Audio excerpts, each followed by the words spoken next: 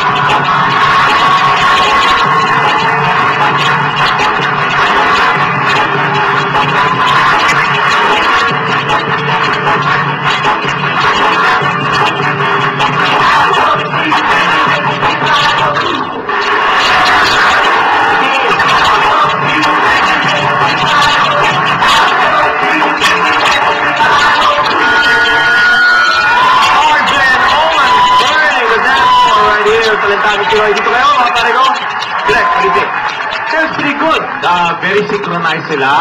Kakaiba kasi usually when you have the hip-hop group, it's a big group. So now we have a duo, which is good.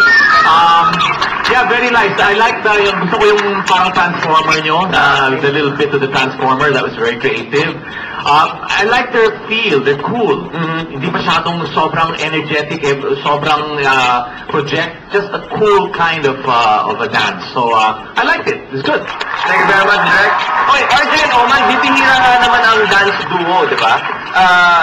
Hindi ba kayo part ng isang mas malaki pang grupo? Part po. Part, pero ngayon sa Talentado Pinoy, dinesisyonan nyo na dalawa lang muna kayo sa panel. Alright, well, it seems I'm impressed with that. Work for them. Okay, Sherry. I found them very cute.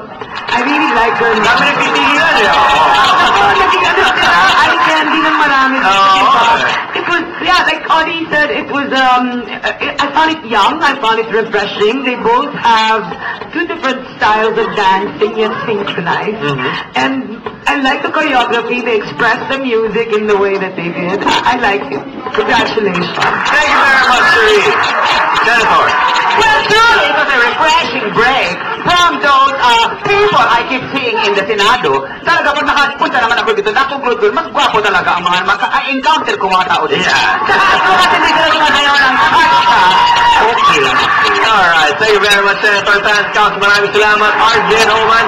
Mukhang yung decision nyo na maging dalawa lang sa grupong ito, na-impress ang ating Tan Scouts. Ang tanong, na-impress nyo ba ang ating jury? Mamaya, malalaman natin yan. Pero salamat, RJ and Oman.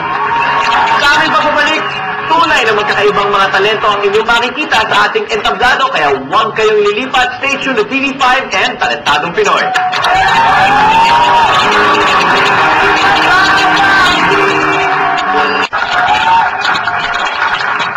Binigyan ng score from 70 to 100 ang ating jury ang lahat ng mga talentadong nasa likuran ko. Kinuha namin ang kanilang average score at eto ang resulta. Lahat ng mga talentadong nakita ninyo ngayong gabi, masarahan man ng kortina o hindi, ay tatanggap ng 5,000 piso. At ang pangalan na tatawagin ko ay mag-uwi ng siguradong 10,000 pesos na pwede pang lumago. Ang inyong pangalan ang nasa sobre ito? Ang kasagutan sa pagbabalik ng nag-iisang Talentadong Pinoy.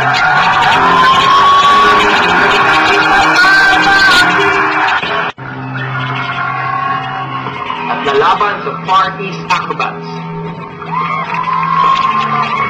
RJ and Oman!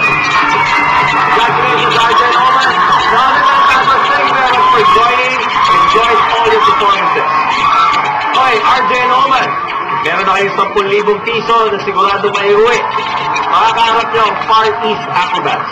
Kung sakaling matalo nyo sila, tatagdagan ko ng 40,000 pesos ang inyong premyo para sa 50,000. And of course, you get the chance to defend your title next week. plano nila kung sakasakaling manalo ang mga Far East Acrobats ng 250,000 pesos. Alamin natin. The all-important decision. Jury, you may now decide on tonight's winner.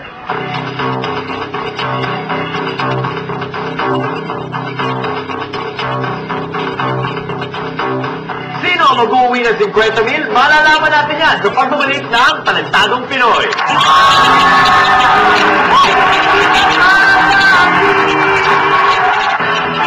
So come on out and join the fun.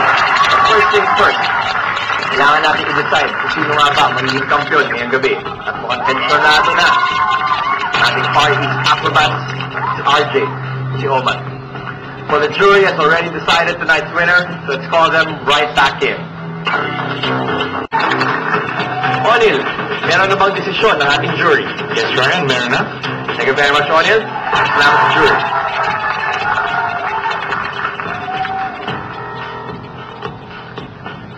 Nakita na natin ito nangyari noon. May isang team na napakagaling, na-impress ang lahat ng judges. Pero sa pagkakataong pang-limang panalo na sana makukuha nila, nakudlot pa. Nangyari yan sa Inoue Brothers. Tinalo sila ng ating sand artist. Ngayong gabi, RJ and Oman showed something new on Talentadong Pinoy. Ang isang dance group, hindi 3, 5, 8, 10, 2 lang sila, pero na-impress ang ating talent scouts. But is it enough to impress them na masabi ng jury na tinalo ni RJ at si Oman ang ating pamilya? For the first time, will it be 200,000 pesos o 210,000 pesos kung sakasakali? Or will it be 250,000 pesos? Woo!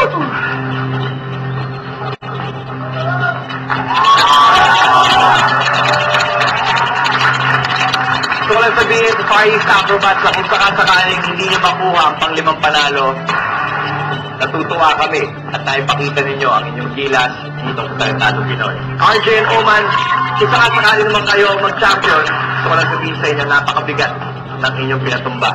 Pero hindi sigurado ang resulta. Pag sinabi ng talent scout sa magaling kayo, jury pa rin ang nagdidesisyon. Gusto nyo lang malaman? Gusto nyo lang malaman? Ang mag-uwi ng 50,000 ngayong gabi ay walang iba kundi sina...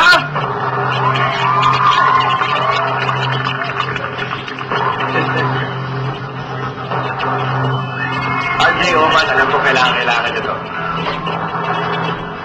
Sa tingin nyo ba, mas deserve nyo